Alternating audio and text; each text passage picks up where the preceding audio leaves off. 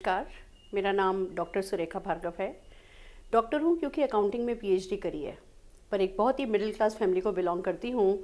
और सारे बचपन ये सुनते सुनते बड़ी हुई कि भैया भार्गव जी, ये तो आपकी बेटियाँ, इन्होंने कौन सा आपका नाम रोशन करना है, इन पे क्यों खर्चा कर रहे हो, इनको क्यों साइकिल दिलाई, इनको क्यों लूना दिलाई, इनको क्यों ट्यूशन पढ़ा रहे हो। और बस मन में कहीं इच्छा थी कि अपने पेरेंट्स का नाम रोशन करूँगी। बहुत पढ़ाई करी, शादी हुई मेरी एक चार्टर्ड अकाउंटेंट से, दिल्ली आ गई। अच्छी, हमसे थोड़ा अपर क्लास फैमिली थी, भगवान का दिया सब कुछ था, खुशी नहीं थी।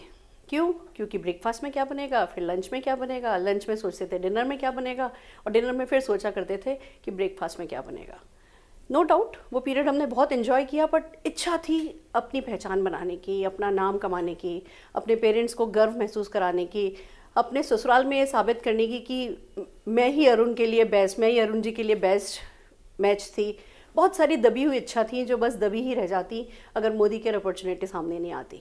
मोदी केयर का प्लेटफॉर्म आया, एक लेडी आई थी और उसने इस अपॉर्चुनिटी के बारे में हमें बताया, कुछ एक फ़ोटोग्राफ्स दिखाई। एक मोटर मैकेनिक था जो कहीं किसी गैरेज में नौकरी करता था, उस फोटोग्राफ में वो अपने खुद के प्लेन के साथ खड़ा था। एक टीचर थी जिसके दोनों पैर कटे हुए थे, व्हील चेयर पर बैठी थी, हैंडीकैप थी, पर अपने करोड़ों के बंगले के सामने व्हील चेयर पर बैठी थी। एक हस्बैंड वाइफ की फ़ोटोग्राफ थी जिन्होंने 4 साल इस बिज़नेस को किया था। हस्बैंड की रोड एक्सीडेंट में डेथ हो गई थी, वाइफ पागल हो गई थी, पागल खाने चली गई थी। पर 30 साल बाद जब ये कहानी लिखी गई थी तो उनके दोनों बच्चे अमेरिका के 100 सबसे रईस लोगों में से एक थे।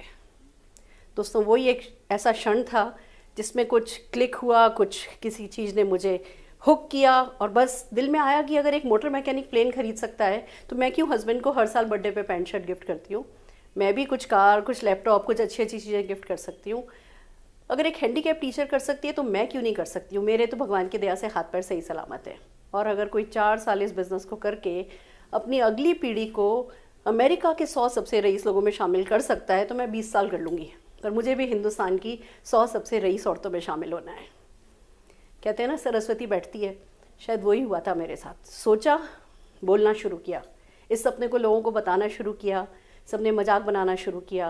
पर खुशनसीबी ये थी कि घर वालों ने साथ दिया, मेरे इन लॉज ने, मेरे पेरेंट्स ने, मेरे 2.5 साल के बच्चे ने मेरा सपोर्ट किया। और दोस्तों, आज अभी भी मैं नहीं जानती कि वो जो 100 हिंदुस्तान की सबसे रईस औरतें हैं उसमें से जो सबसे नीचे 100वीं है वो कितना कमाती है, मुझे नहीं पता, और शायद मुझे जानने की ज़रूरत भी नहीं है, क्योंकि इरादे, क्योंकि हौसले ज़्यादा मायने रखते हैं। हिंदुस्तान की 100 सबसे रईस तो मैं अभी नहीं बनी हूँ, पर हाँ, इंडस्ट्री की, नेटवर्क मार्केटिंग इंडस्ट्री की सबसे रईस औरत मैं बन पाई हूँ।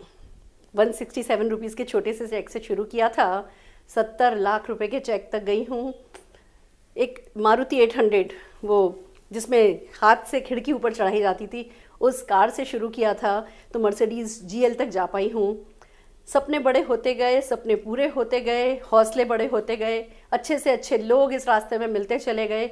समझ में आया कि आप लाइफ ऑफ सिग्निफिकेंस लीड कर सकते हो, आप दूसरों की ज़िंदगी को छू सकते हो, आप लोगों को सफल होना सिखा सकते हो, आप एक सार्थक जीवन जी सकते हो। तो नशा सा चढ़ गया, मज़ा आने लगा, फॉरेन ट्रिप एंजॉय करने लगे, अच्छा सा घर बना लिया, बच्चे को पढ़ाया लिखाया। एक आइडियल लाइफ होती है ना, जो कोई जीना चाहता है, वो लाइफ हम जीने लगे। अच्छी लाइफ थी।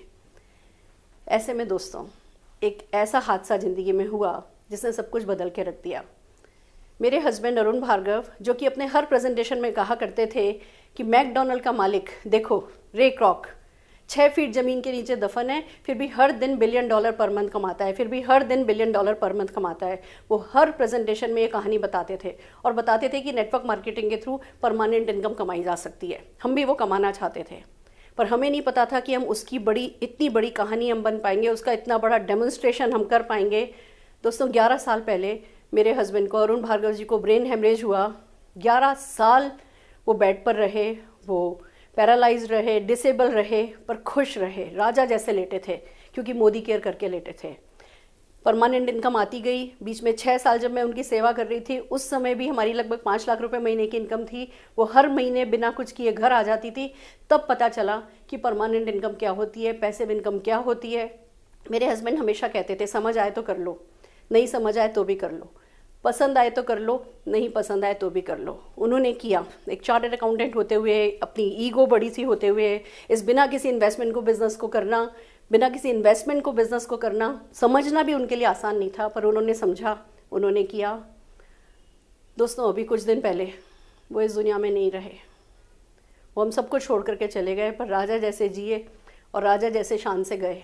दोस्तों, मेरे हस्बैंड हमेशा कहते थे, ये बिज़नेस समझ आए तो कर लो, नहीं समझ आए तो कर लो, पसंद आए तो कर लो, ना पसंद आए तो भी कर लो, क्योंकि तुम्हें नहीं पता इस बिज़नेस की तुम्हें